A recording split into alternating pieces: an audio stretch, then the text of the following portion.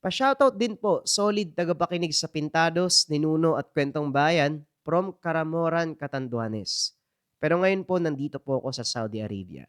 Shoutout kay Wilma Aquino. Ingat ka dyan sa Saudi, kabayan ha. Huwag kakalimutan kumain at makinig ng kwento para hindi ka ma-homesick. Again mga kabayan, shoutout sa lahat ng OFW. Patuloy kayo mag-ingat. Saludo sa inyo.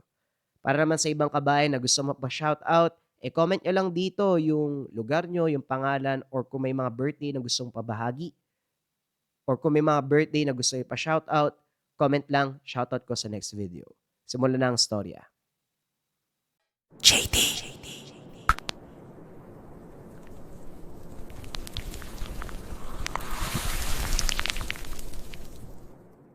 Ang kwentong ito ay hango sa totoong buhay.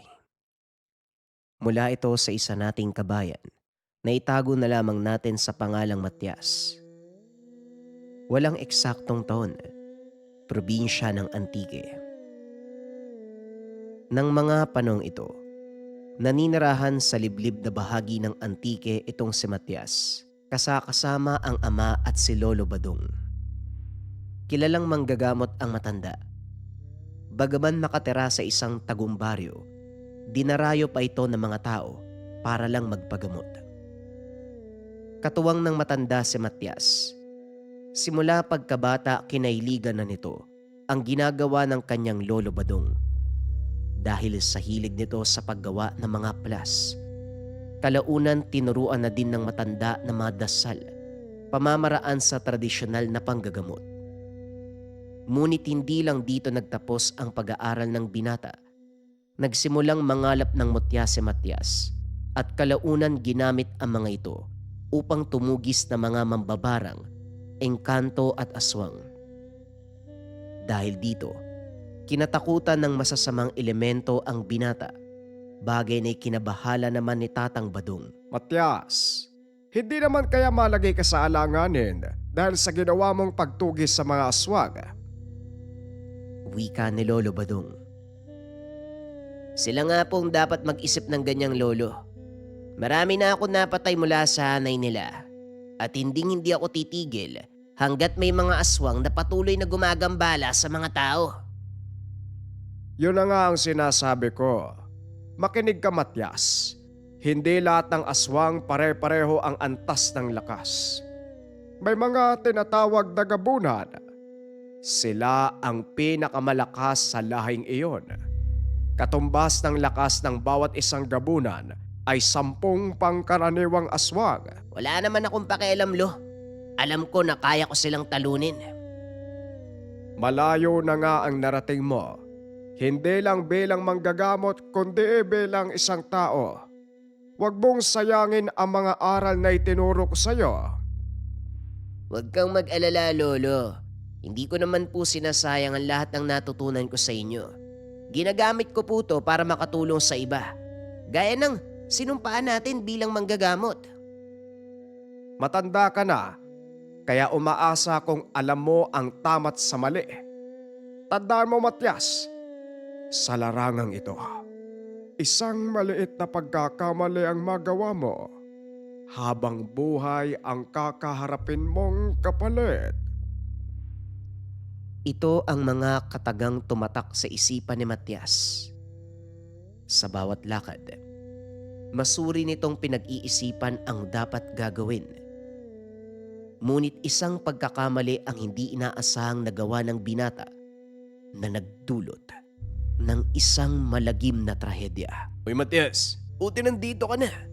May mga pumunta kahapon kina Lolo Badong eh. ang sabi, hihingi daw sila ng tulong sa'yo. Wika ni Fernando. Sinabi ba nila ako anong problema? Babalik daw sila ngayong araw eh. Mabuti nga at nandito ka na. Maaari mo ba silang antayin, Matias? Aba syempre naman. Sige na magpapahinga muna ako ha. Para mas nasa kondisyon yung isipan kapag nakausap ko yung mga bisita. O sige, Matias. Tatawagin na lang kita mamaya pag dumating sila. Ilang oras ang nakalipas. Isang magarang sasakyan ang huminto sa harapan ng bakuran nila Matias. Dali-daling tinawag ni Fernando ang kaibigan. Matias, pasensya ka na sa abala pero nandito na ang panauwin ko. Nag-aantay sila sa labas. Sige lang Fernando, lalabas na ako, paupuin mo sila sa sala. Pinatuloy ni Fernando ang mga bisita. Maya-maya lumabas ang binata. Naupo sa harapan ng mga panauhin. Ikaw ba ang sinasabi nilang Matias? Ang mamamatay aswang? Mukhang nagsasayang ako ng oras dito, Wancho. Talaga bang may kakayahan ng taong ito na pumatay ng mga aswang? Mukhang kakagising lang ng tao. Halika na, umalis na tayo. Wika ni Don Manuel. Maraming magandang bagay akong narinig patungkol sa kanya. Bakit hindi mo muna kausapin, Don Manuel? Tugon ni Wancho. Sa palagay ko, hindi na kailangan ng pag-uusap. Kung nagpunta ka rito para laitin ako, makakaalis ka na. Wala akong paki kung sino ka. Fernando, sino ba itong mga dinala mo sa akin? Dumayo pa dito sa bahay para laitin ako. Pasensya ka na, Matias. Don Manuel, mukhang nanghusga kayo kaagad Batay sa panlabas na kaanyuan. Hindi nyo kilala ang kaibigan ko. Kaya sana, iwasan yung manghusga ng kapwa. Kapwa? Kailan pa naging pantay ang mga estado natin? Simula kapanganakan nasa alta syudad na ako. Samantalang kayo, kumakahig sa lupa. Paanong naging pantay yon? Nandito ako para sana ipalipol ang isang buong pamilya ng mga katutubo sa aking lupain. Narinig ko mula kay Wancho ang pangalan mo at ang mga kaya mong gawin. Pero nang makita kita, nadismaya ko. Tignan mo ang itsura ng taong to, Wancho. Pasensya ka na, Matias. Ganyan talaga ang asal ng amo ko Don Manuel ang pangalan mo, tama? Oo, ako si Don Manuel. Hindi ba, Fernando, pag sinabing Don, maraming pera? Oo, tama ka. Ngayon, sinabi mo sa akin na kailangan mo ang tulong ko. Pero kakasabi mo lang na hindi pantay ang ating katayuan sa lipunan. Bakit hindi ka maganap na mga kagaya mo? Mataas ang antas. Tignan natin kung anong magagawa ng salapi nyo. Adelantado! Bastos ka makipag-usap. Baka gusto mong hindi nasikatan ng araw bukas. Itinaas ni Don Manuel ang kamay. Nagsipagdungaw sa pintuan at bintana ang mga tauhan ng Don. Nakatutok ang mga baril kay Matias. Sigurado ba kayo na gusto niyong mangyari yan ngayon? Napakayabang mo kahit alam mong mamamatay ka na. Narinig ni Tatang Badong ang ingay, kaya lumabas ito ng kwarto. Marahang bumaba ng hagdanan, naupo sa isang sulok. Matias, mukhang malaki ang problema ng bisita niyo. Mawalang galang na mga Ginoo. Ano ba ang sadya natin? Tumahimik ka, walang kwentang matanda. Kung ayaw mong pati ikaw, madamay sa gagawin ko sa binatang to. Biglang namantig ang tenga ni Matias. Ngunit hindi ito nagpalata. Kalmado pa ring nakaupo habang inaantay ang susunod na gagawin ng mga tauhan ni Don Manuel. Pasensya ka na, Matias Hindi ko naman alam na aabot sa ganito ang pagtulong ko sa kanila. Wala kang dapat ipag-alala, Fernando. Hindi mo kasalanan kung baluktot ang utak ng taong dinala mo dito. Aba, talagang sinusubukan niyo ang pasensya ko. Ano pang inaantay niyo? Ubusin ang bala sa mga yan! Hop! Sandali. Tatanungin uli kita, Don Manuel. Talaga bang gusto mo mangyari yan dito ngayon? Dapat kanina pa. Ano pang inaantay niyo? Napangiti si Matias sa sinabi ng Don. Kalaunan ay humagalpak sa kakatawa.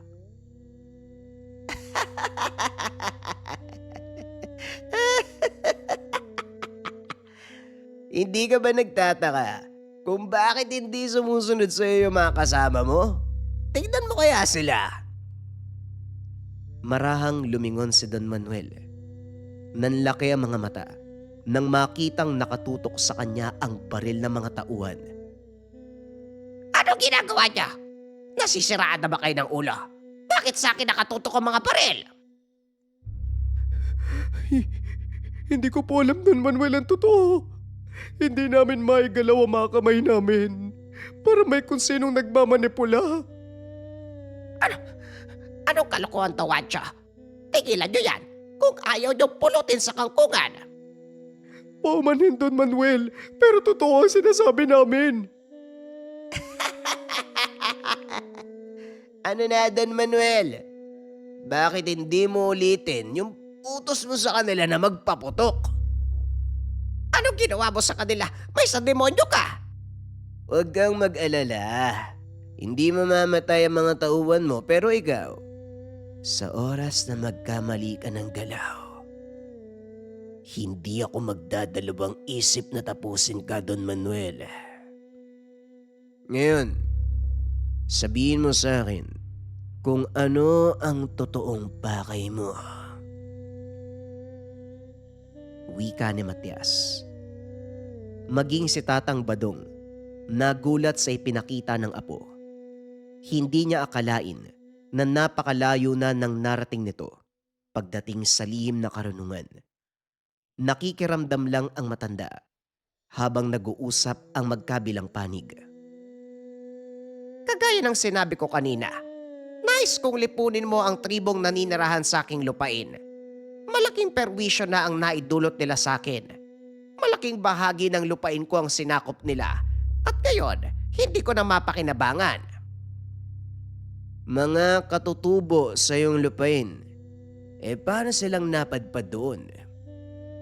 Hindi ko alam, isang araw, dumating na lang ang aking katiwala. Inulat sa akin ang kaganapan.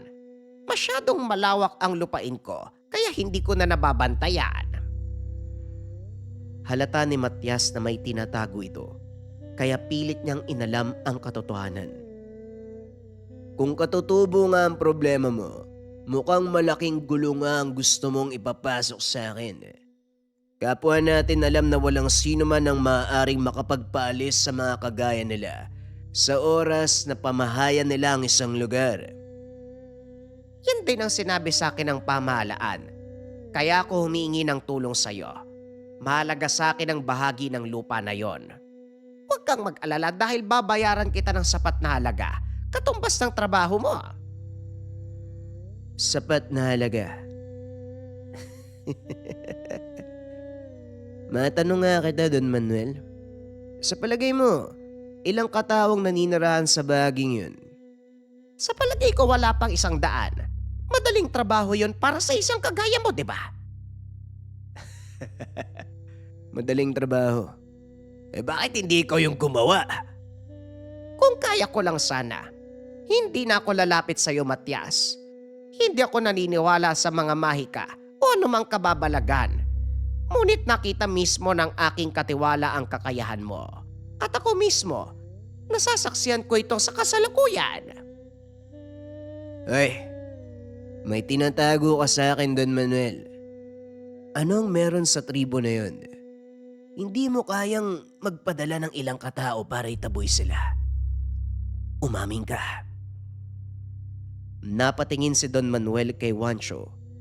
Tumango naman ang katiwala. Kasi mga aswang ang naninirahan sa bahaging yun, Matias. Nakita mismo ng 2 mata ko kung paano nilang kinatay. Kinain ang ilan sa mga taong pinapadala namin para paalisin sila Mga aswang. Kung ganun, gusto mong ibuwis ang sarili kong buhay para lang mabawi ang maliit na bahagi ng lupa mo, Don Manuel. Wala na akong ibang malalapitan, Matias. Nagmamakaawa ko. Hindi lang para sa akin, kundi para sa mga taong nasa paligid ng asyenda. Pag-iisipan ko ang gusto mo ipagawa, Don Manuel. Sa oras na magpasya ko, ipapaalam ko sa'yo kaagad. So ngayon, makakaalis ka na. Kailangang kumilos ka sa lalong madaling panahon, Matias. Hindi ako nagbibiro. Maaaring maubos ang lahat ng mga trabahador ko.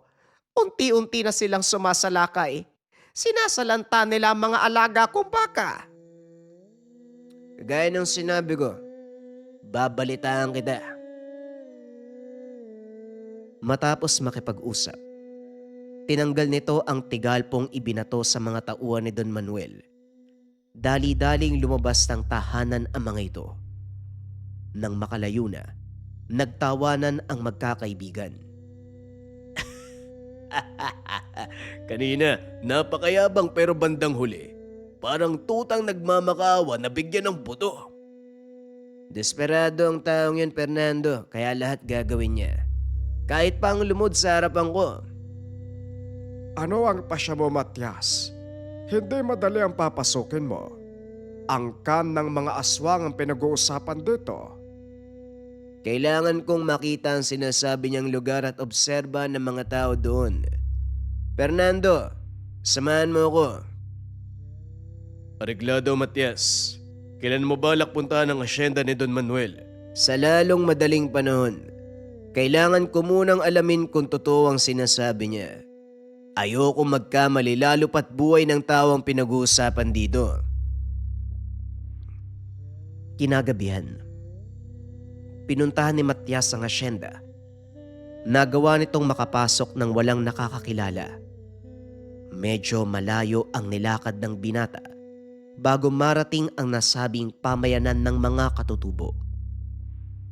Inobserba ni Matias ang ginagawa ng mga naroon, ngunit wala naman itong nakitang kahinahinala, maliban na lang sa mga malalaking kulungan na gawa sa kahoy. Kaso nga lang walang laman. Nanatili ang binata ng ilang oras, pero wala talagang kakaiba. Hanggang sa hindi na malayan, unti-unti na siyang dinalaw ng antok at nakatulog. Nagising to nang makarinig ng mga taong nagsisigawan. Tila may nangyayaring kasiyahan. Muling dumungaw si Matias. Nakita ang 3 kababaihan na nakakulong sa mga selyadong kahoy. Inilibot ang tingin sa paligid. Nakita ang 2 lalaking naghahasa ng mga itak. Dito na kinumpirma ni Matias na aswang nga ang tribong ito, naninirahan sa ari-arian ni Don Manuel. Dali-daling umalis ang binata sa pinagtataguan upang puntahan ang mga kababaihan. Naganap ito ng daan para hindi matunton na mga kalaban.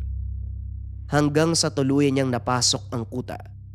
Bago pa man sumugod, nag-usal na ito ng mga dasal pang proteksyon sa Tigalpo, pati na rin sa bulag. Alam ni Matias na may mga aswang na mahusay sa paggamit ng mga dasal, kaya hindi ito nagpapakampante. Alam ng binata ang maaaring kahinatnan dahil mag-isa lang siyang sumalakay sa kuta nang maigit kumulang 100 aswang. Ngunit tiwala si Matias na magagawa niyang talunin ang mga ito. Isa sa mga layunin ng binata ang mailigtas ang buhay ng mga kababaiyang binihag na mga kalaban. Nagantay ng tamang pagkakataon si Matias hanggang sa ilabas ng mga aswang ang isa sa mga babae. Nagulat ito. Hindi niya akalaing buntis ang babaeng inilabas. Inihiga sa papag, itinali ang mga kamay at paa. Maya-maya lumapit ang isa sa mga kalalakian. May hawak na itak. Nagsigawan ang lahat ng mga naroon. Ang ilan ay naglalaway. Tila ba mga gutom na aso. Habang abala ang lahat sa pagsasaya, kinuha ng binata ang pagkakataon upang umatake. Tumayo ito sa likod ng mga kalaban. Nag-usal ng malakas na dasal pang Tigalpo. Nagulat ang mga aswang dahil hindi makagalaw ang ilan sa kanila, maging ang lalaking may hawak ng itak. Magsipagtigil kayo. Pakawalan niyo ang babaeng yan. Wika ni Matias habang nakasandal sa isang poste. Tumingin ng mga tao. dahilan para mapahinto ang pagpatay sa babae. Humingi ito ng tulong kay Matias, ngunit hindi umimik ang binata. Salip, binunot nito ang kris na gawa sa bakal na bulalakaw. Ano? Tutunga nga na lang ba kayo dyan? Hindi niyo ba uhuliin yung isang estranghero? Wika ni Matias. Nagsipagsugod ang mga ito papunta sa kanyang kinakatayuan. Walang pagdadalawang isip na sinalubong ng binata ang mga kaaway. Isa-isang pinabagsak. Mabilis, matalas ang paningin ng mga aswang, ngunit hindi nila nakita ang galaw ng binata. Samantala sa tahanan ni Tatang Badong, nag-aantay si Fernando. Nag-aalala dahil hindi pa nakakabalik sa pagmamasid ang kaibigan, kaya naisipan itong sumunod. Fernando, saan ang punta mo? Kailangan ko pong sundan si Matias. Baka kung ano nang nangyari sa kanya eh. Mas makakabuti siguro kung mananatili ka dito.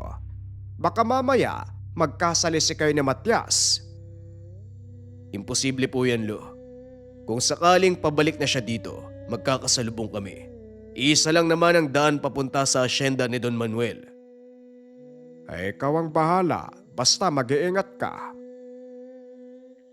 Akmang aalis na si Fernando nang mapalingon si Tatang Badong sa upuan. Nakita nito ang isa pang sandata ni Matias. Naiwan ng binata ang talibong, kaya dali-daling tinawag si Fernando. Teka, sandali Fernando. Naiwan ng kaibigan mo yung talibong niya. Paniguradong maiksing kris lang ang dala ng taong yon. Naku, mabuti na lang po pala nakita nyo. Sinasabi ko na nga ba eh, kaya hindi ako mapakali. Pagkakuha ng sandata mula sa matanda, dali-daling tumakbo si Badong papunta sa kinaroroonan ni Matias. Habang naglalakbay si Fernando, patuloy naman sa pakikipaglaban si Matias. Dahil sa dami na makalaban nito, minabuti ng binata na gumawa ng paraan upang hindi mapagod sa laban. Gamit ang husay sa bulag, nagawa nitong ikubli ang presensya sa mga kalaban. Naaamoy nila si Matias pero hindi nila nakikita. Nagtatago si Matias sa malaking bato. Kapag nakahanap ng pagkakataon ay sumasalakay, sinisiguradong may mapapabagsak sa bawat atake. Matapos ay muling magtatago. Hanggang sa tuluyan ng nabawasan ng halos kalahati ang mga kalaban, dito na lumantad ang pinuno ng mga aswang.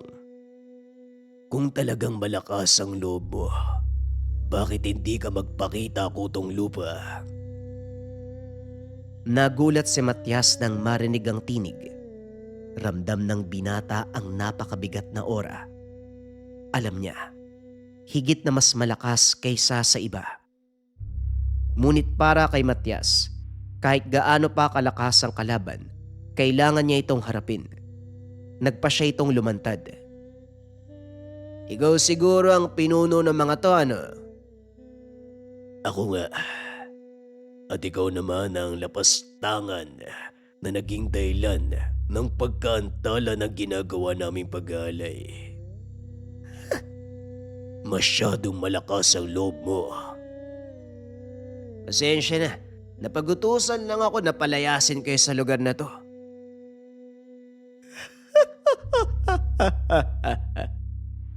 Palayasin.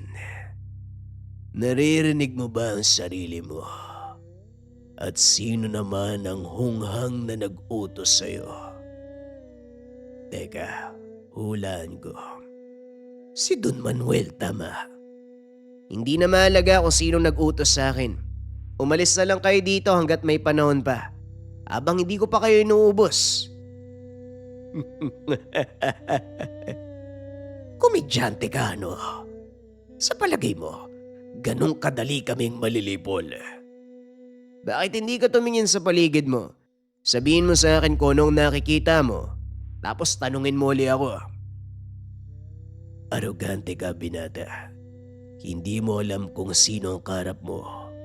Nagkamali ka ng taong sinunod. Hindi mo nauunawaan ang buong pangyayari. Basta mo na lamang sinunod ang utos niya. Sabihin na nating hindi ko sinunod ang ipinagutos sa akin ng taong sinasabi mo. Naparito pa rin ako dahil gusto ko. Nakita ko mga ginawa nyo at para sa akin sapat ng dahilan yun para ubusin kayo. Hindi na nagaksaya ng laway ang kalaban. Dali-dali nitong sinugod si Matias. Alam ng binata na wala siyang laban sa lakas ng nilalang. Ngunit wala pa din itong nagawa. Papalapit na si Solitario. Napakabilis kumilos. Hindi na nagkaroon ng pagkakataon si Matias sa takasan ng atake. Tinamaan ng binatang na malakas sa suntok sa tagiliran, dahilan para halos mawala sa wisyo. Ngunit salamat sa kabal at kunat na taglay dahil hindi napuruhan. Sa palagay ko, talagang mataas ang antas ng lihim na karunungan na mula sa iyo. Tama ka. Pero may sasabihin ako ha. Ang ilan sa pamamaraang ginagamit ko Ay mula sa angkanyo. matapos itong sabihin ng binata. Siya naman ang naunang sumugod. Dahil nalito sa sinabi ni Matias, tinamaan sa panga si Solitario dahilan para bumagsak. Ramdam niya ang lakas sa taglay ni Matias, kaya naman naging mas maingat ito sa pag-atake. Ilang sandali pa, habang patuloy na nakikipagtuos si Matias, bigla itong nakarinig ng sigaw mula sa pamilyar na tao. Nilingon ng binata ang pinagbula ng boses. Nakita si Fernando. Oh, nandito na ang talibong mo! Wika ni Fernando sabay hagis ng talibong kay Matias. Sinalo ito ng binata. Halatang natakot si Solitario sa sandatang hawak ng binata, kaya marahan itong umatras. Hawak ang braso.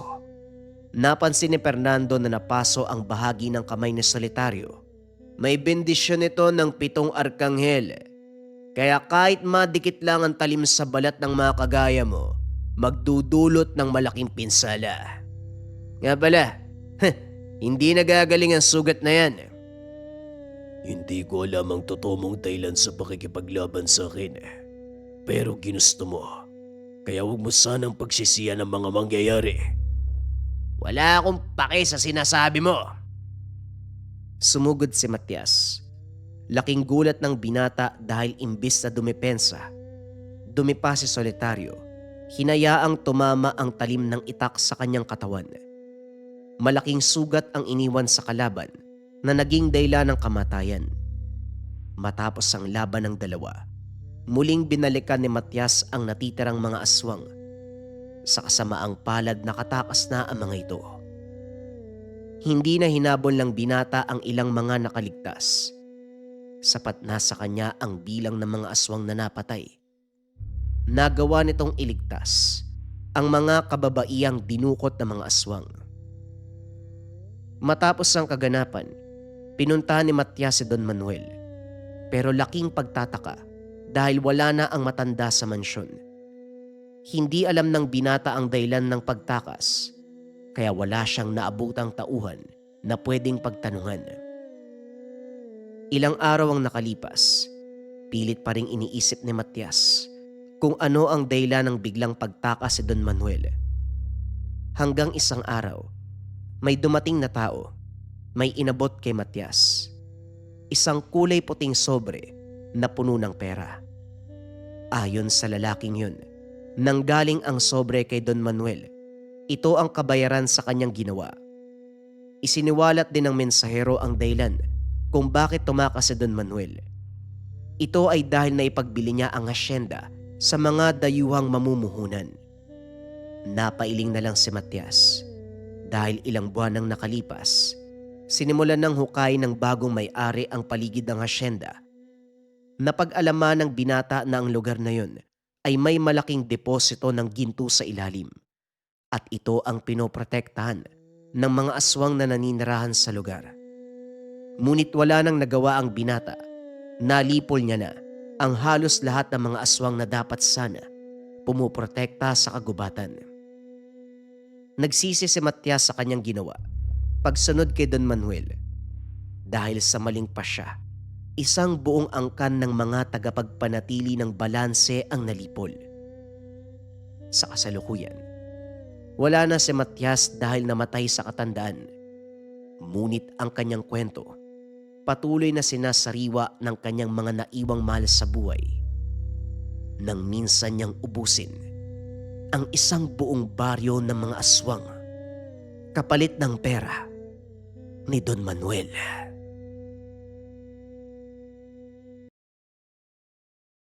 Ang susunod na kwento ay tungkol sa barang sa mga magsasaka. Ang kwentong ito ay hango sa totoong buhay. Mula ito sa isa nating kabayan na itago na lamang natin sa pangalang David. Taong 1988, Nueva Ecija. Sa isang payapang bayan, napapalibutan ng malawak na palayan. Tahimik ang pamumuhay ng mga tao. Simple, paulit-ulit ngunit sapat at kontento. Kaso nga lang, sa ilalim ng araw na matindi ang sikat, may init na hindi kayang palamigin ng hangin. Init ng galit na matagal nang kinikimkim ng isa sa mga magsasaka. Sa gitna ng pilapil, pawisan ng mga tao habang nagbubungkal ng lupa sa sakahan. Ngunit hindi lamang lupa ang nababasag, kundi pati na rin ang matagal na samahan. Nakaharap sa isa't isa sina Mang Adolfo at Mariano. Parehong matigas ang tindig, parehong hindi nagpapatalo. Ano ba, Mang Adolfo? Paulit-ulit ka na lang. Ilang beses ba naming sasabihin na hindi mo pagmamay-ari ang lupang ito? Wika ni Mariano, isa sa mga magsasaka. Hindi ko nga pagmamay-ari, pero lalong hindi sa'yo. Mga gahaman, konting urong lang ipapagdamot pa. Para bang ikaw lang ang may karapatan dito? Wika ni Mang Adolfo. Matanda ka na, pero wala kang pinagkatandaan. Nagpantig ang tenga ni Mang Adolfo dahilan upang lumapit ito at magbadya. Hoy, ayusin mo yung bunganga mo Wala kang modo. Hindi ka marunong rumespeto sa nakakatanda sa'yo. Respeto. Ibinibigay lang yon sa mga taong karapat-dapat, hindi sa mga taong nanlalamang kagaya mo. Nagbulungan ang ibang magsasaka. Ang iba ay umiwas ng tingin, habang ang iba naman ay nakamasid. Tila sanay na sa ganitong eksena. Habang nagtatalo ang dalawa, si David, nasa gilid lamang nakikinig at nagmamasid. Biglang sumingit si Larissa, halatang naiirita. Tama na, ano ba yan? Bakit nagsisigawan na naman kayo? Sumunod si Jason, na pilit pinapakalma ang sitwasyon. Naku po, eto na naman sila Mariano. Umurong ka na lang ng kaunti. Alam mo namang matanda na si Mang Adolfo Siguro pagpasensyahan mo na lang. Napalingon si Mariano kay Jason. Ang muka ay hindi makapaniwala. Pagpasensyahan. Kaya lalo yang umaabuso. Palagi niyong kinukonsinte. Tumingin siya kay Mang Adolfo. Puno ng hinanakit ang mga mata.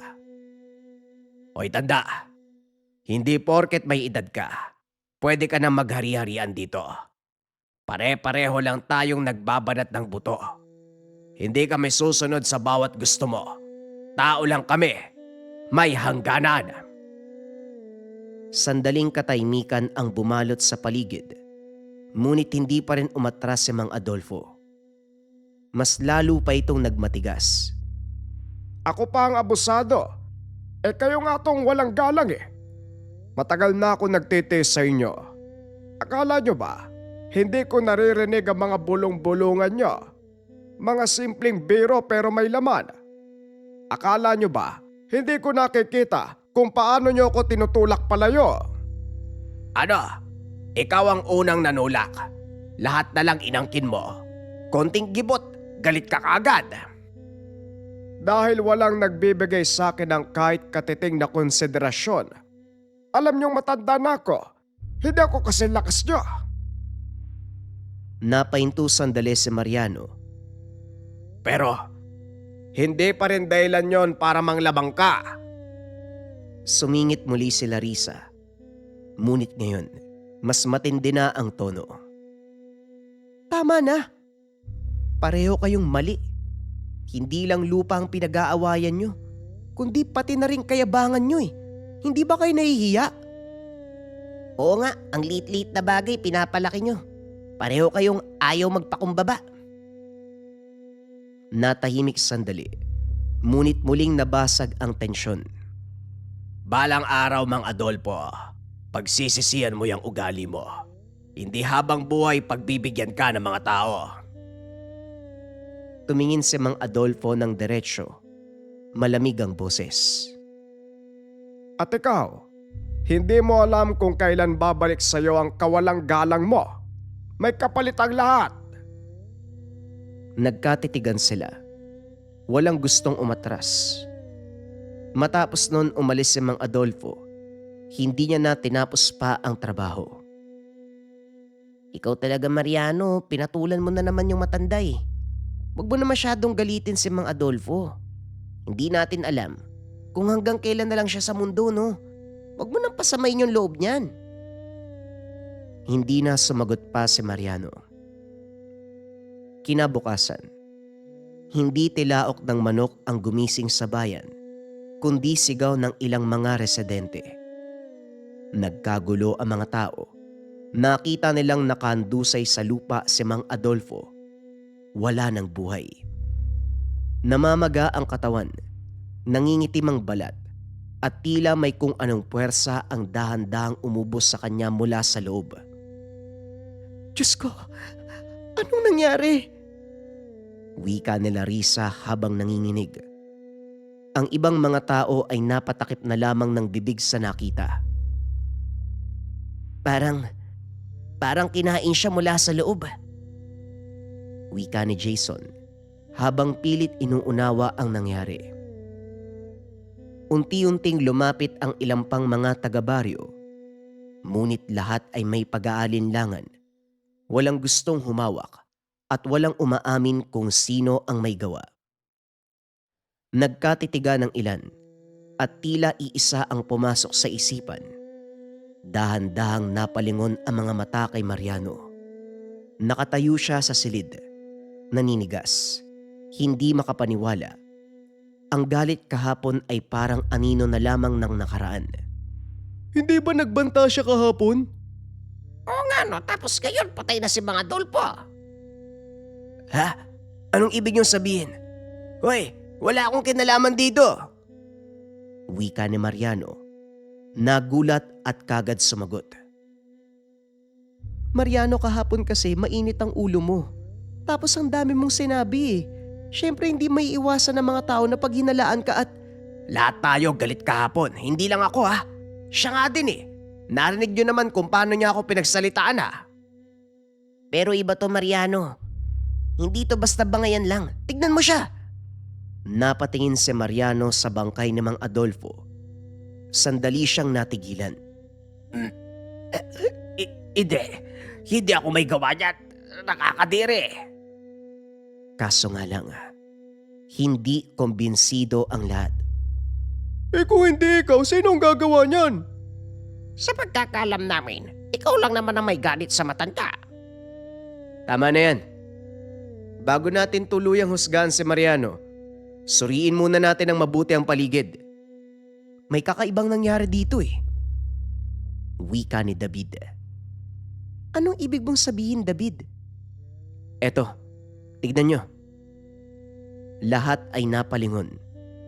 Sa lupa, malapit sa katawan ni Mang Adolfo, may mga bakas. Hindi galing sa paa ng tao o hayop, kundi parang mga ugat o galamay na gumagapang palabas. Ano yan? Parang may lumabas o pumasok. Muling napatingin ang lahat kay Mariano. Pero sa pagkakataong ito, Hindi lang siya ang pinaghihinalaan. Sapagkat kung ano man ang pumatay kay Mang Adolfo, hindi to simpleng pagiganti. Hindi natin alam kung anong may gawa nito, pero kailangan nating malaman. Lahat ng tao ay sumang-ayon at nabahala sa nangyari. Lumipas ang ilang araw. Hindi na nila mabilang kung ilan na ang namatay. Pare-pareho ang kanilang mga bangkay. Namamaga, nangingitim, tila may kung anong gumagalaw sa ilalim ng balat. May buhay na pilit na kumakawala sa loob. Unti-unting nalunod sa takot ang buong baryo. Wala nang nagtatrabaho sa bukid. Karamihan ay natatakot ng lumabas. Natatakot na baka sila ang sumunod. Ngunit si David, lalo lamang tumibay ang kalooban. Lumalim ang determinasyon na malaman ang katotohanan. Isang hapon sa loob ng kubo ni David, nagtipon ang ilang mga tao. Nakaharap sila sa mesa at isa-isang binalikan ng bawat detalye ang mga bangkay, bakas at hinala. Hindi lang to basta sumpa. Parang may isip ang gumawa nito eh. Kung hindi to sumpa, edi ano? Una si Mang Adolfo. Sunod sila Celestino, Ronron, Nestor, Miguel at iba pa. Sandali, may napansin ka ba? Saan? Sa mga taong nabanggit mo. David, ang ibig mo bang sabihin, konektado ang lahat? Parang pinili yung mga biktima. Lahat ng sumunod sa pagkamatay ni Mang Adolfo, hindi ba lahat sila nakaalitan ng matanda? Sandaling katahimikan ang namagitan sa grupo. Nagulat sa revelasyon. Oo nga no, ngayong nabanggit mo, lahat nga sila nakasagutan ni Mang Adolfo. Anong ibig mong sabihin? Baka kaluluwa ni Mang Adolfo yung may gawa niyan? Kaya siya naghihiganti? Depende. Yan ang aalamin ko. Matapos ang pagpupulong, hindi na nagpatumpik-tumpik pa si David. Hapon na nang makarating si David sa tahanan ni Mang Adolfo. Tahimik ang paligid. Ang bahay ay tila inabando. Gayunpaman, hindi naging hadlang para matunto ng binata ang katotohanan. Lumapit siya at kumatok. Walang sumasagot. Tao po. Tao po. Parang walang tao ah. Asan kaya yung asawa ni Mang Adolfo? Baka nagluluksa pa. Wika sa sarili. Dahan-dahang binuksan ng pintuan. Madilim ang loob. Maingat ang bawat akbang. Hanggang sa biglang may kumilos. Sino yan? Isang figura ang lumitaw mula sa dilim. Payat, maputla, magulo ang buhok. Nang tamaan ng liwanag, nanlaki ang mga mata ni David. Teka, Mang Adolfo? Tumitig ang matanda. Tila nagulat din. David, ano ginagawa mo dito? Napatras ang binata. Hindi makapaniwala. Pero, patay ka na. Nakita ka namin ah. Nakita namin yung bangkay mo. Anong sinasabi mo? Hindi pa ako patay. Nagtago lang ako dahil ang sabi ni Sonia, delikado daw ako sa baryo. Maraming may galit sa akin eh. Baka daw may gustong gumawa ng masama. Wika ni Mang Adolfo. Nalilito sa nangyari. Napatigil si David. Unti-unting pinagduktong ang lahat. Yung mga taong namatay, lahat sila kaaway mo eh. Ang natirang buhay ay si Mariano. Ikaw ang pinaghihinalaang may gawa ng lahat. Kaso nga lang, patay na ho kayo eh. Kaya pala walang naghahanap sa akin. Akala ko wala talaga nagmamalasakit eh. Yung pala, akala niyong lahat wala na ako. Teka, anong ibig mong sabihin? Patay na ang lahat ng nakaalitan ko. Aba, hindi ko gagawin yon. Makipagtalo at sigawan pwede pa. Pero hindi naman ako nasisiraan ng bait para pumatay ng kapwa. Kung hindi ikaw, may isang taong nasa likod ng lahat ng to. May kutob ako kung sino eh. Sino? Sino pa ba ang may ibang motibo para patayin ang mga nakaaway nyo? Wala ka namang mga anak ah. Ibig mong sabihin si Sonia. Pero imposible, asawa ko siya eh. Kilala ko yan. Hindi niya magagawa yung binibintang mo. Isipin mong mabuti, Mang Adolfo. Kung hindi ikaw, siya lang ang nag-iisang tao na pwedeng gumawa niyan. E di puntahan natin siya. Ipapakita ko sa'yo na hindi totoo ang sinasabi mo. Wika ni Mang Adolfo. Pero makikita sa kanyang muka ang pag-aalangan. Tahimik na nagtungo sa silid ng asawa ang dalawa. Marahang kumatok si Adolfo pero walang sumasagot. Nagkatinginan sila ni David. Dahan-dahang itinulak ang pintuan. Bumungad sa kanila ang madilim na silid. Napapalibutan ng mga nakasinding kandila. Sa mga dingding ay may simbolong nakaukit. Tila sinauna at hindi maunawaan. Nakabitin ang mga manikang yari sa tuyong dahon at mga lumang tela. Ang ilan ay may gumagalaw sa loob, puno ng mga insektong gumagapang. Sa paligid, nakahanay ang napakaraming garapon. May lamang ngipin, kuko, mga likidong hindi mawari kung saan ang pinagmulan. Ngunit ang pinaka nakakakilabot sa lahat, ang mga insektong nagsisiksikan sa sahig. Daan-daan ng dami, mula sa mga uod hanggang sa mga alupian, walang tigil ang paggapang. Diyos ko, ano ba to? Napatra si David habang si Mang Adolfo ay nanatiling nakatayo. Hindi matanggap ang nasasaksihan. Sonia, ano ang mga ito at kailan pa? Biglang napatayo si Sonia mula sa sulok. Halatang nagulat. Nahuli sa isang lihim na matagal nang tinatago. Adolfo, bakit ka nandito? Yung mga yan, gamit ko lang yan, wala yan. Tama ng pagpapanggap, Aling Sonia. Alam na ni Mang Adolfo ang lahat. Unti-unting nagbago ang itsura ni Aling Sonia. Ang dating maamong muka, napalitan ng mabigat at malamig na reaksyon. Ang kanyang mga mata ay dumilim. At sa unang pagkakataon nakita ni Mang Adolfo ang anyong hindi niya kilala. Bakit? Bakit mo ginawa to, Sonia? Bakit hindi? Pagod na ako sa pang-aapi nila. Sa atin dalawa, ilang beses kitang sinabihan. Turuan natin sila ng leksyon para magtanda. Para hindi na nila ulitin ang pangahamak sa'yo. Pero hindi mo ko pinakinggan. Humakbang siya papalapit. Kaya ako na ang kumilos. Palihim kitang pinagtanggol. Napailing si Mang Adolfo. Halatang nasasaktan.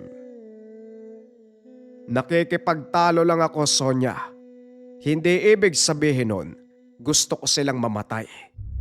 May pamilya din sila. Nag-aantay sa pag-uwi nila. May mga taong nagmamahal sa kanila.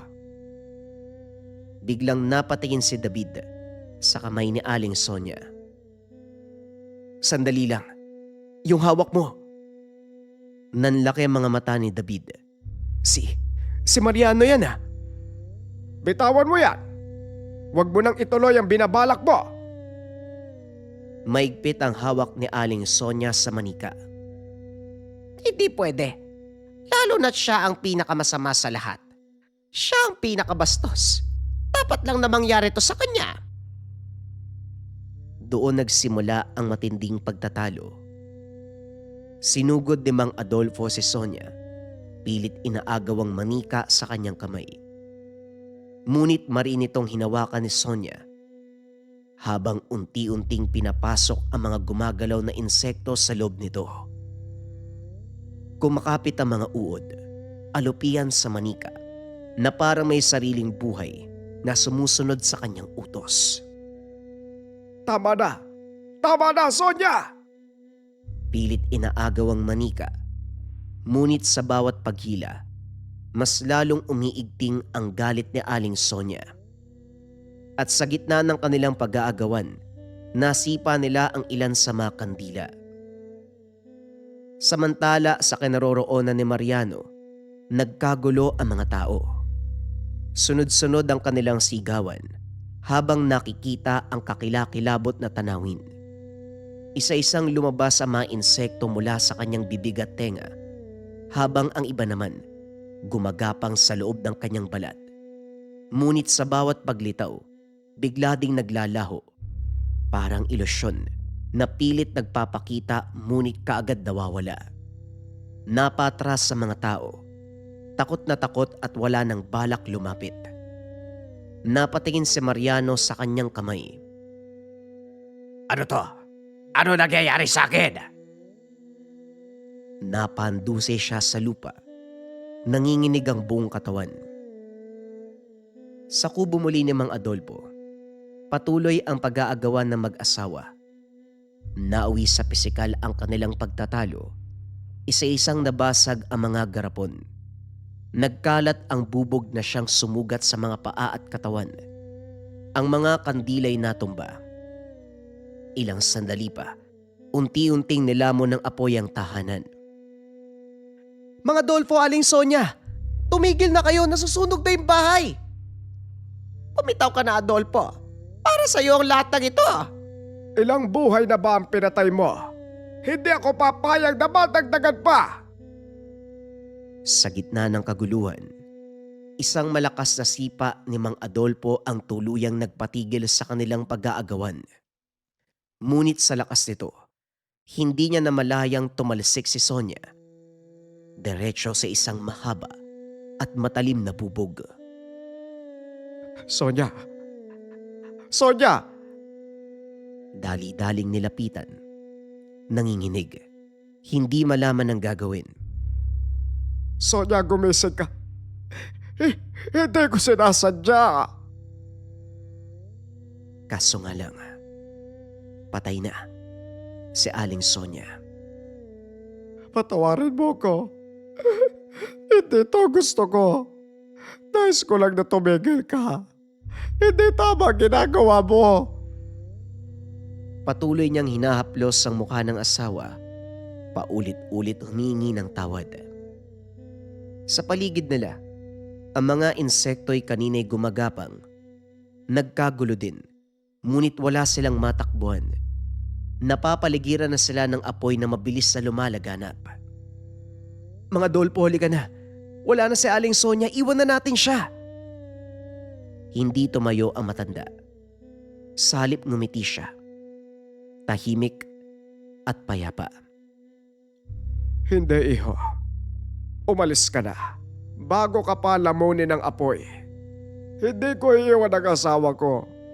Ginawa niya ang lahat para sa akin. Maliban pero dahil yun sa pagmamahal niya. Niyakap niya ng mahigpit si Aling Sonia. Magkasama kami sa buhay. Magkasama din kaming mamamatay. Wala nang nagawa pa si David. Sa gitna ng naglalagablab na apoy, napilitan siyang tumalikod at tumakbo palabas. Ngunit bago siya tuluyang makaalis, lumingon siya. Sa huling sandali, nakita niya si Mang Adolfo. Yakap-yakap ang asawa. Tuluyan ng nilamon ng apoy ang kanilang tahanan. Si David ay nakalabas, ngunit nagtamo ng mga paso, nakalanghap ng makapal na usok. Mabilis na kumalat ang balita sa baryo. Dali-daling dumating sila Risa at Jason. Nang makitang nakaandusay sa lupa si David, isinugod sa pagamutan. Sa likod nila, ang bahay ni Mang Adolfo at Aling Sonia, nagliliyab hanggang sa wala nang natira kung hindi abo. Pagkalipas ng ilang araw, nagising si David. David, kumusta ang pakiramdam mo? Ayos ka lang ba? Ayos lang ako pero si Mang Adolfo, hindi ko siya nailigtas eh. Si Mang Adolfo, Matagal nang patay si Mang Adolfo ah. Hindi ba ang hinala nga natin, baka yung kaluluwa niya ay nagiganti? Mali kayo. Si Aling Sonia. Siya ang may gawa ng lahat eh. Hindi ako sigurado kung paano pero alam ko, kinamitan niya ng kulam. Yung bangkay na nakita natin hindi totoo. Ilusyon lang. Pinaniwala niya si Mang Adolfo na may nagbabantang masama sa kanya kaya hindi na yung lumabas ng bahay.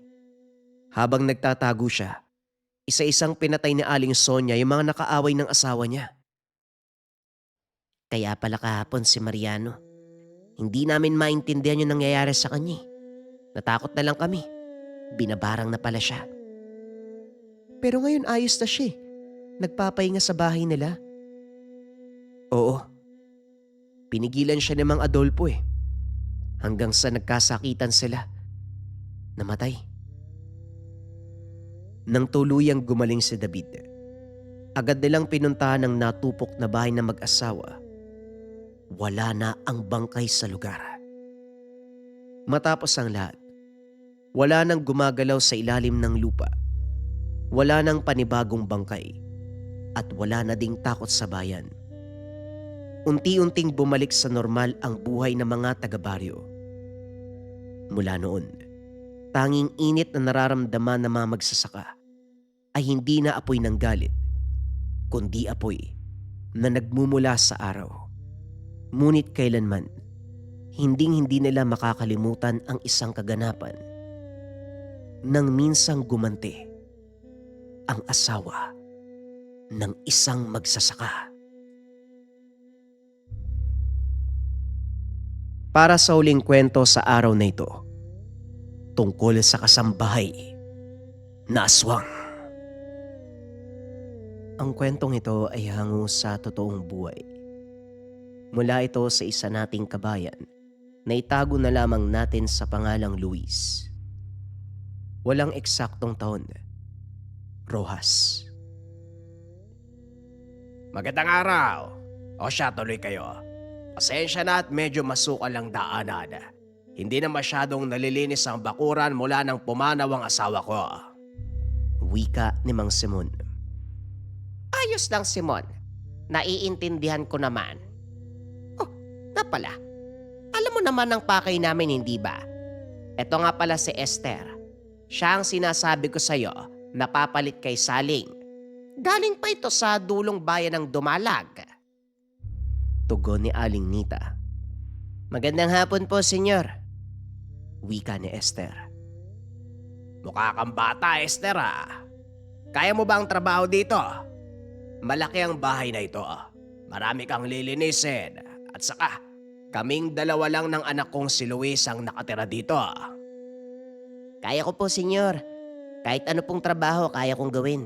Sanay naman po ako sa bukid at sa gawaing bahay. Mabuti kung ganon, Nita. Salamat sa pagpapadala sa kanya dito, ha? O siya, eto ang pera para sa'yo. Tinanggap ni Aling Nita ang sobrang binigay ni Mang Simon at saka nagpaalam kay Esther. Umalis na kagad. Maraming salamat. Simon, malaking tulong na to at ikaw, Esther. Magpakabait ka dito, ha? Huwag kang kung ano-ano ang gagawin. Tandaan mo ang bilin ko sa'yo. Opo, Aling Nita, salamat po. Mag-ingat po kayo sa daan. Tahimik ang mansyon. Nang mga panong ito, limitado pa ang kuryente sa mga liblib na bahagi ng Capiz. Ang tanging liwanag sa loob ng bahay ay galing sa mga gasera at lampara. Pagkaalis ni Aling Nita, kagad pinagsilbihan ni Esther ang mag-amang Simon at Luis. Kumakain ng hapunan. May kakaibang napansin si Luis sa bagong katulong kung kaya't hindi nito napigilang magtanong sa ama. Tay, bakit ang putla ng bagong katulong natin? Parang may kakaiba sa kanya eh. Huwag ka nang mapili, Luis. Mahirap makahanap ng katulong ngayon dahil sa mga bali-balita tungkol sa lugar natin. Hayaan mo siya. Basta malinis ang luto at maayos ang bahay. Wala nang problema doon. Pero tay, napansin niyo ba yung mga mata niya? Kanina, nung inabot yung tubig hindi siya kumukurap. Tapos yung amoy niya parang kakaiba eh. Amoy kinakalawang na bakal. Guni-guni mo lang yan, Luis. Huwag ka na mag-isip ng kung ano-ano. Kumain ka na. Sa kusina, mag-isang kumain si Esther. Ngunit hindi ito kumain ng hinandang kanin at ulam. Binuksan nito ang dalang bayong. Sa loob ay may isang maliit na bote na may lamang malapot na langis na kulay itim. Kumuha siya ng maliit na tela at binasa ito ng langis at saka dinikit sa sentido habang bumubulong sa sarili. Malapit na. Konting tiis na lang. Kailangan ko ng dugo.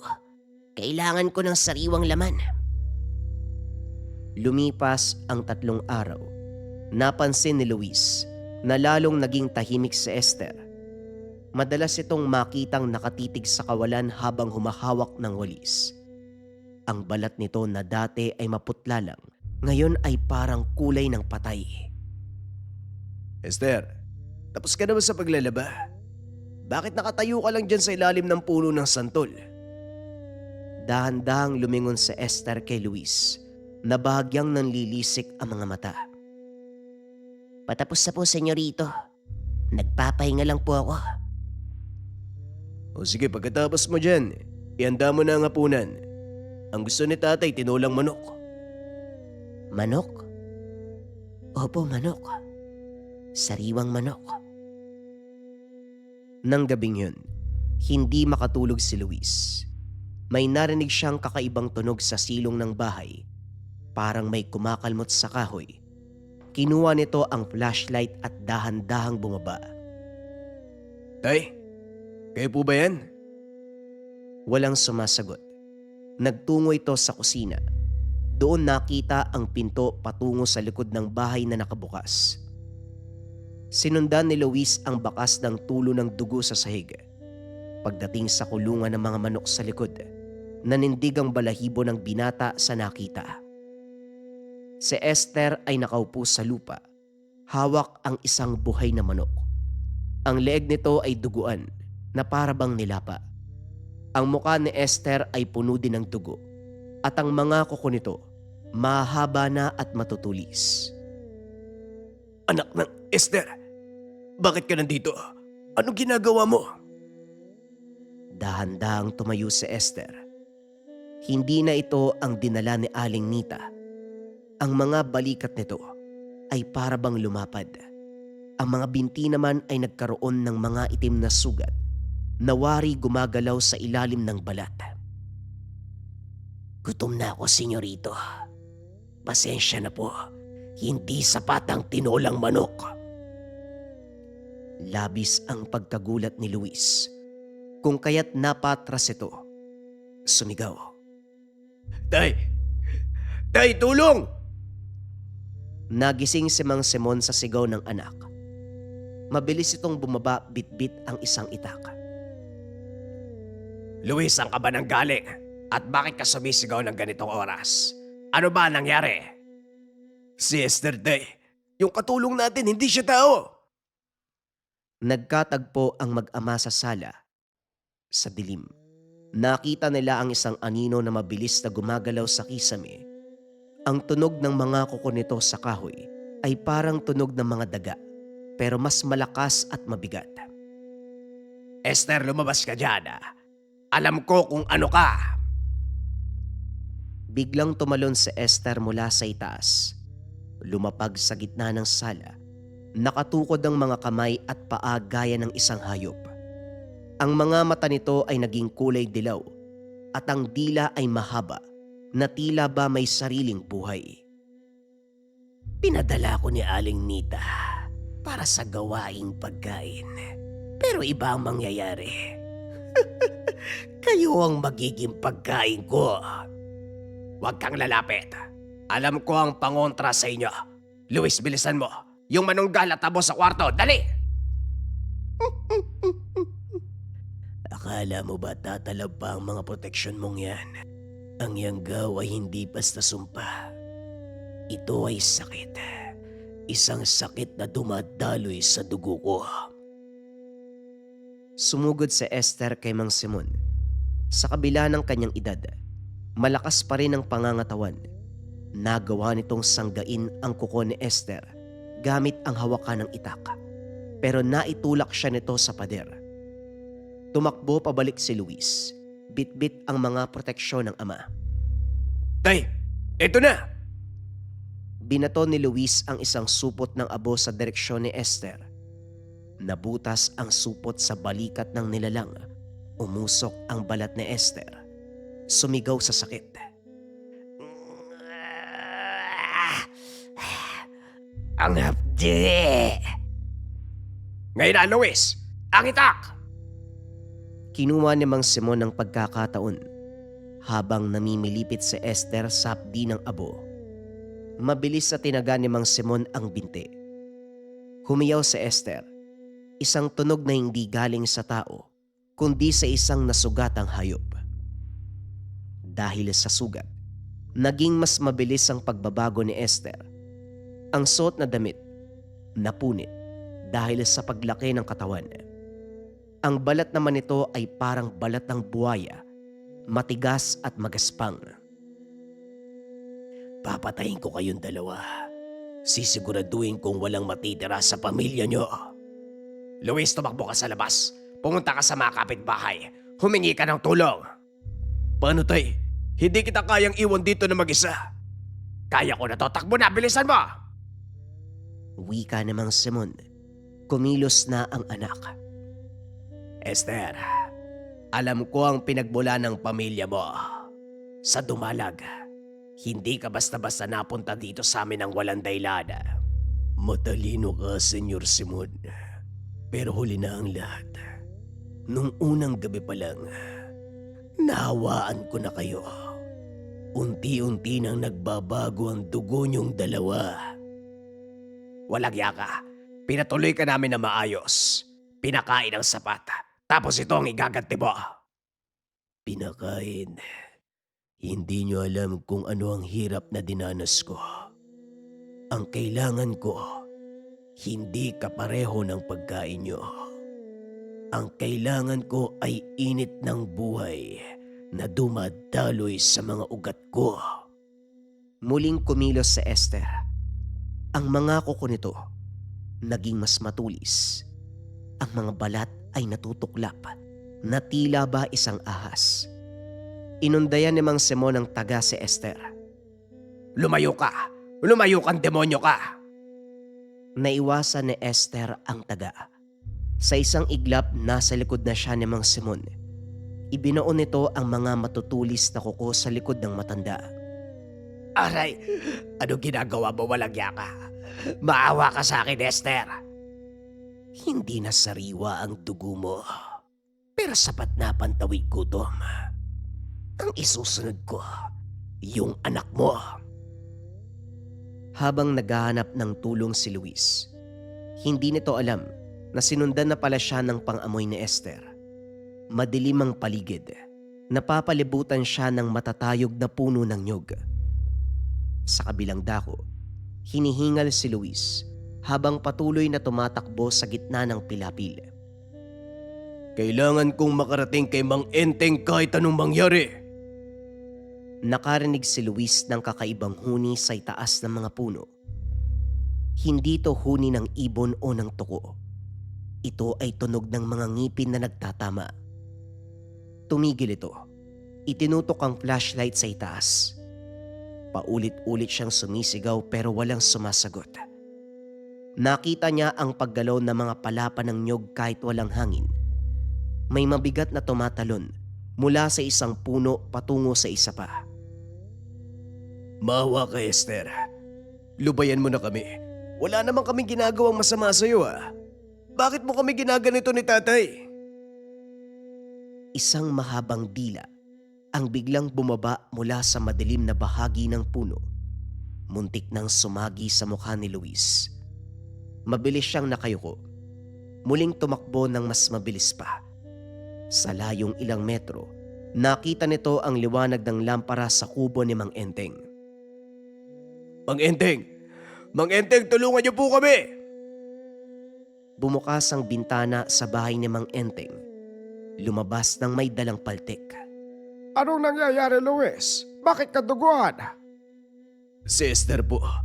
Yung bago namin katulong sa tahanan. Nayanggaw po yata eh.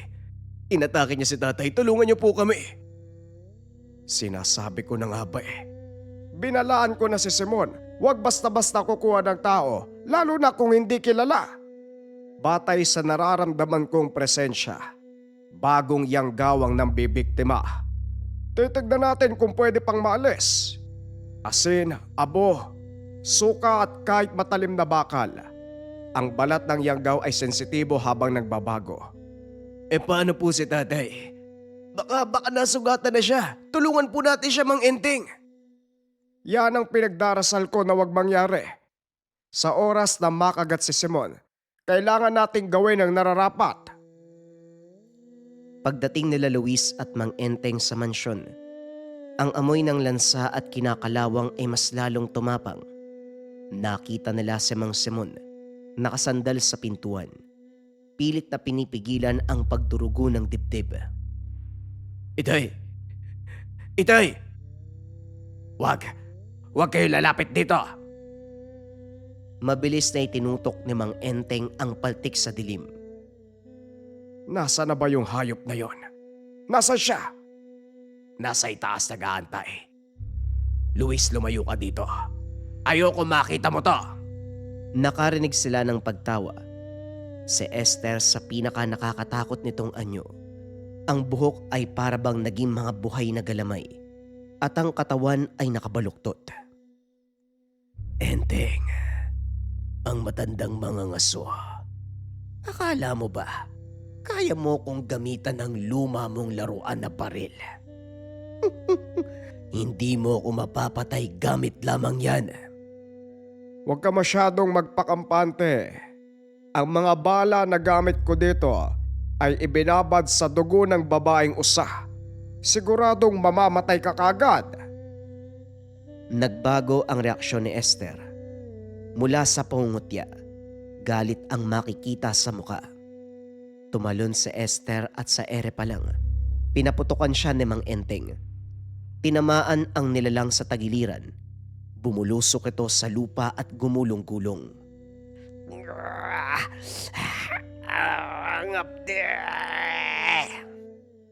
Luis, kunin mo ang suka na may langis.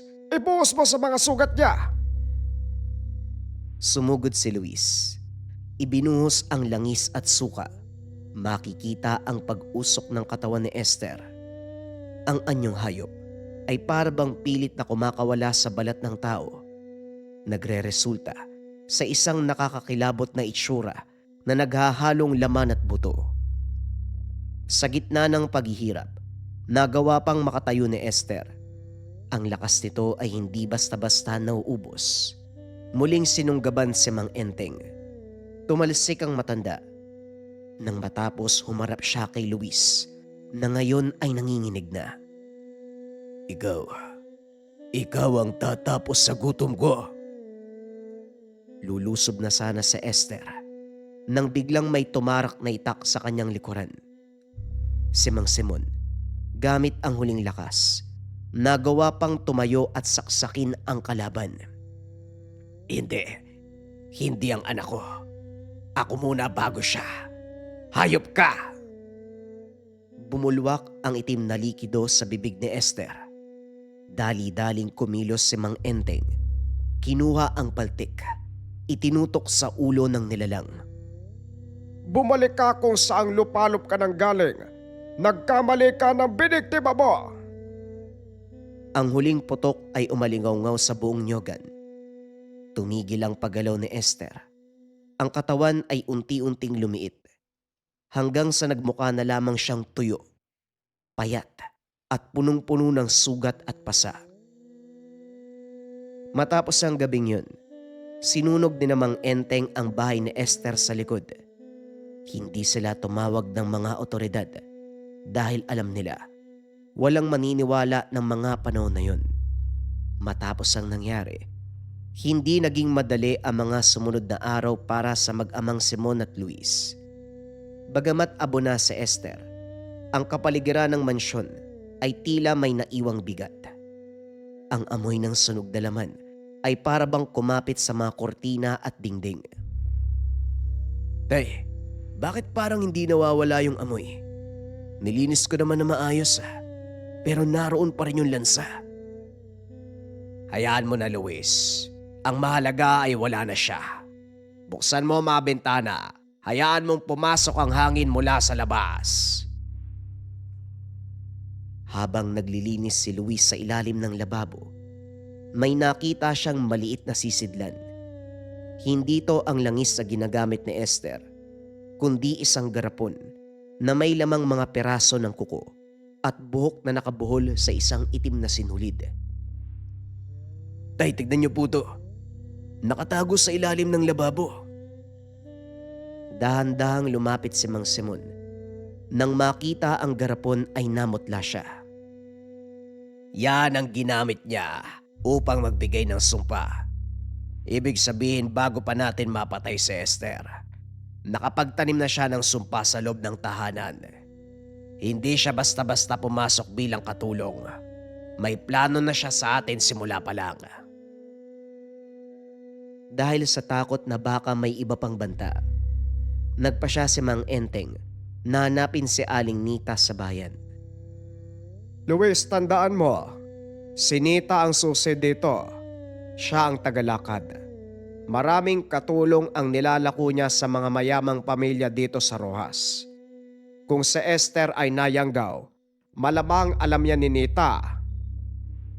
Paano kung kasabot siya, Manong? Yan ang aalamin natin Hawakan mo ang sundang na yan sa ilalim ng jacket mo ha. Huwag kang magpapakita ng takot. Nakita nila si Aling Nita sa isang maliit na dampa sa gilid ng palengke. Nakaupo sa papag, nagtatali ng mga bugkos ng kangkong. O Enteng, Luis, napadalaw kayo. Kumusta si Esther? Maayos ba ang pagsisilbi niya sa mansyon? Patay na si Esther, Nita. At alam mo kung bakit. Tumigil sa paggalaw ang mga kamay ni Aling Nita. Ang ngiti ng matanda ay dahan-dahang naglaho. Pinalitan ng malamig at matigas na reaksyon. Sayang naman, akala ko magtatagal siya doon Mahina talaga ang batang yon. Masyadong mainipin siguro Pinahamak mo kami. Halos patayin si Itay. Ano ba kayong mga tao kayo? Tao. Luis, sa mundong ito kailangan mabuhay. Ang pamilya ni Esther, matagal ng gutom. Binibigyan ko lang sila ng pagkakataon at ang tatay mo. Malaki ang utang na loob niya sa akin. Nung namatay ang nanay mo, sino ang nag-alaga sa kanya? Sino nagdala ng mga gamot na galing sa gupat? Nagulat si Luis sa narinig. Lumingon siya kay Mang Enteng na tila nag-aantay ng paliwanag. Pero ang matanda, nakatingin lang din kay Nita nang may pagtataka. Anong gamot ang sinasabi mo, Nita? Tanungin niyo si Simon. Tanungin niyo kung bakit hanggang ngayon buhay pa siya sa kabila ng sakit nito sa puso ng araw. Ang gamot na binigay ko sa kanya ay galing sa dugo ng isang kagaya ni Esther. Nagulat si Luis sa nalaman. Kaya pala hindi namatay ang ama sa ginawang pag-atake ni Esther. Hindi totoo yan. Mabuting tao ang tatay ko. Mabuting tao o taong gustong mabuhay. Magkaiba yon, bata. Ang yanggaw ay hindi lang sumpa. Ito ay isang palitan. Dugo para sa lakas. Buhay para sa buhay. Mabilis na bumalik sina Luis at Mang Enteng sa mansyon. Naabutan nila si Mang Simon na nakatitig sa bintana. Tila inaantay ang pagdating nila. Tay, sabihin niyo sa akin, totoo ba ang sinabi ni Aling Nita? Uminom ba kayo ng kung anong gamot doon? Nung namatay ang nanay mo, nawala ang gana ko sa buhay. Humina ang puso ko at sabi ng doktor, hindi na ako magtatagal ng 1 taon. Ayaw kitang iwanan mag-isa, Luis. Sanggol ka pa noon. Kaya lumapit ka kay Nita, tama ba? Binigyan niya ako ng bote na may itim na likido. Ang sabi niya, pampalakas ng dugo. Ininom ko sa araw-araw. Gumaling ako at lumakas, pero may kapalit. Sa tuwing lilipas ang mahabang panahon, may bibisita sa tahanan na ito. Kaya pala. Kaya pala papalit-palit tayo ng katulong kada ilang taon. Lahat sila nawawala ng walang paalam. Nung una akala ko din, normal lang ang lahat. Pero napansin ko may pagbabago sa kanila huli na. Nakatali na ako sa sumpa ni Nita. Habang nag-uusap, narinig nila ang tunog ng isang sasakyan na huminto sa labas ng gate. Isang itim na lumang kotse. Bumaba ang isang babae. May dalang maleta kasama si Aling Nita. Simon, eto ang kapalit ni Esther. Ang kapatid niyang si Rosa. Mas masunurin to at mas kutom. Hindi to matatapos hanggat hindi natin pinuputol ang ugat. Luis, manatili ka sa likod ng tatay mo. Hindi, Mang Enteng.